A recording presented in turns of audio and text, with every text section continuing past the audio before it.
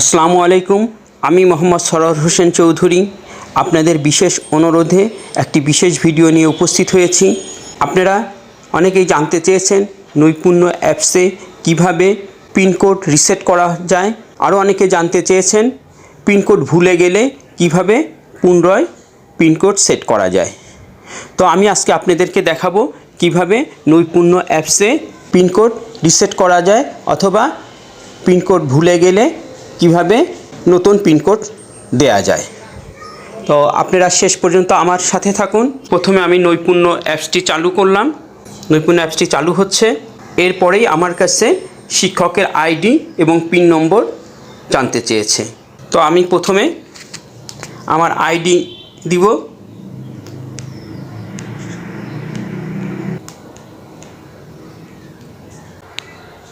আমার ID set করলাম। যেহেতু আমি আমার পিনকোড ভুলে গেছি, আমার পিনকোড জানা নাই, তাহলে কিভাবে আমি নতুন করে পিনকোড সেট করব। এই যে পিন নম্বরের নিচে পিন ভুলে গেছেন লেখাটিতে স্পর্শ করবেন। এরপরে আমার শিক্ষক আইডি দেখাচ্ছে। এরপরে পরবর্তী ধাপ এখানে স্পর্শ করবেন। পরবর্তী ধাপ স্পর্শ করলাম।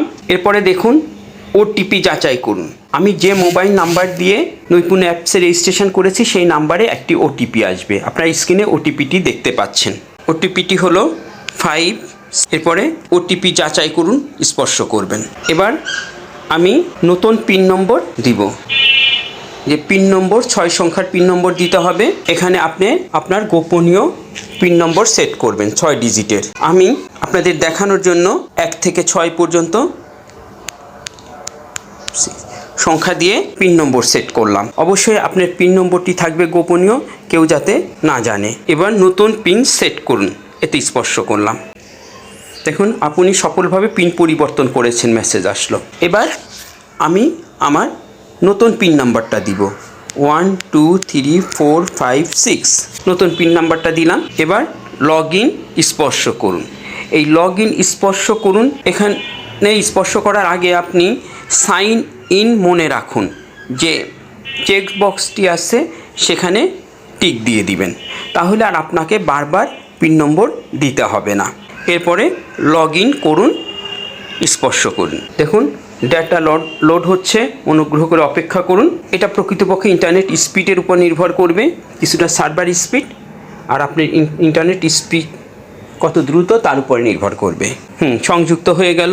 তাহলে আপনারা দেখতে পেলেন পিন নম্বর ভুলে গেছেন, কিভাবে নতুন পিন নম্বর রিসেট করবেন। এখন আমার পিন নম্বরটা আপনারা সবাই জানেন, স্ক্রিনে আমার আইডিটাও দেখে নিয়েছেন। তাহলে তো আমার আইডি এবং পিন নম্বর দিয়ে আপনারা আমার আইডিতে লগ ইন করতে পারবেন। তো সেটা তো হওয়া যাবে না যে আমার পিন নম্বর বা আপনার পিন নম্বর আপনিই জানবেন, অন্য কেউ জানবে না। এখন আমি পুরাতন পিন নম্বরও জানি, কিন্তু নতুন পিন নম্বর সেট করতে চাই। তাহলে কিভাবে আমার পিন নম্বর রিসেট করব আমি সেটা দেখাচ্ছি। সেক্ষেত্রে আমরা সেটিংয়ে যাব। নিচে ডান পাশে সেটিংস, সেখানে স্পর্শ করব। সেখানে দেখুন প্রোফাইল, দেখুন ফিঙ্গারপ্রিন্ট সেটিং, বিদ্যালয় সংক্রান্ত তথ্য, পিন পরিবর্তন করুন। এই পিন পরিবর্তনে স্পর্শ করতে হবে। তো পিন পরিবর্তন স্পর্শ করলাম। তো আমার কাছে আবার ওটিপি আসবে। আমি নতুন ওটিপিটা দিব 1677, নতুন ওটিপি। তারপরে আমি আবার 6 ডিজিটের পিন নম্বর দিব। আমি কি করছি যে আমার পিন নম্বর আমার মনে আছে, আমি জানি, কিন্তু আমার পিন নম্বর অন্য কেউ জেনে গেছে। এর জন্য আমার পিন নম্বরটা চেঞ্জ করা দরকার। সেক্ষেত্রে আমি এভাবে পিন নম্বর সেট করতে পারি। তো আমি নতুন পিন নম্বর সেট করব। তো আমি নতুন পিন নাম্বার সেট করলাম। তারপরে নতুন পিন সেট করুন, এতে স্পর্শ করব। সমস্ত প্রক্রিয়াটি আপনার ইন্টারনেট স্পিডের উপর নির্ভর করবে, কত দ্রুত হবে। আপনি সফলভাবে পিন রিসেট করেছেন, মেসেজটি দেখতে পেলাম। তাহলে আপনারা দেখলেন কিভাবে পিন নম্বর ভুলে গেলে নতুন পিন নাম্বার কিভাবে নিতে হয়, কিভাবে নতুন পিন নাম্বার সেট করতে হয়।